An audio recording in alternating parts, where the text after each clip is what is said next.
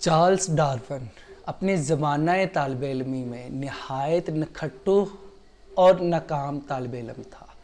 وہ کئی دفعہ اسکول سے نکالا گیا۔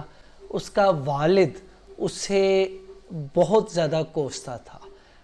مختصر یہ کہ اس کے والد نے کوششیں کر کے اسے پڑھا دیا اور پھر ڈاکٹری کی تعلیم کے لیے اسے کالج بھیجا، لیکن یہ وہاں پر بھی ناکام رہا۔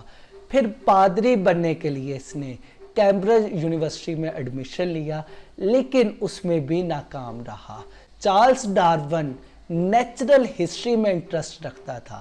یہی وجہ ہے کہ کیمبرج میں زمانہ طالب علمی میں اسے ایک استاد پروفیسر جے ایس ہینسلو ملا۔ پروفیسر جے ہینسلو انتہائی زیادہ شفیق استاد تھے۔ انہوں نے ڈارون کے انٹرسٹ کو دیکھتے ہوئے اس کی کامیابی کے لیے کئی راہیں ہموار کی۔ برطانوی حکومت کے تحت ایک جہاز ریسرچ کے غرض سے مختلف ممالک جا رہا تھا۔ جے ہینسلو نے اپنے اثر و رسوخ کو استعمال کرتے ہوئے ڈارون کو بھی اس جہاز میں بھیج دیا۔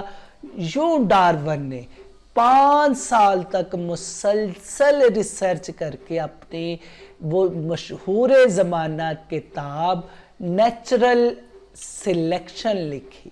دوستو سپوز کریں کہ ڈارون کی زندگی میں پروفیسر ہینسلو نہ آتے، وہ ڈارون کو نیچرل ہسٹری میں پروموٹ نہ کرتے، اس کی مدد نہ کرتے اور نہ ہی اسے وہاں پر بھیجتے، تو ڈارون کبھی بھی ہمارے سامنے موجودہ شکل میں نہ آتا۔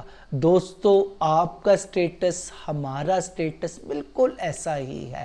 ہماری زندگی میں کئی ایسے لوگ آتے ہیں جو کہ اپنی صلاحیتوں کا استعمال کرنا چاہتے ہیں، لیکن ہم انہیں نکما اور نکھٹو کہہ کر انہیں اپنی زندگی سے نکال دیتے ہیں، حالانکہ ان میں کامیابی حاصل کرنے کے اور دنیا کو کچھ کر دکھانے کا بہت زیادہ جذبہ ہوتا ہے، لیکن ہم پروفیسر جے ہینسلو نہیں بنتے۔